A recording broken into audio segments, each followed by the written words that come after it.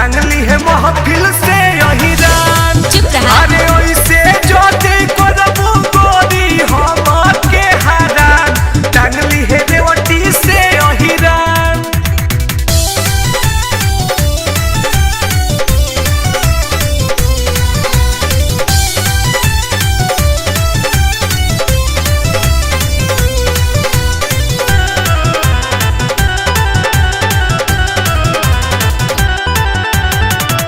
हंस के हटाव जानी हमसे ध्यान के, होते भोरे ले जई हम मारी तू बांध के।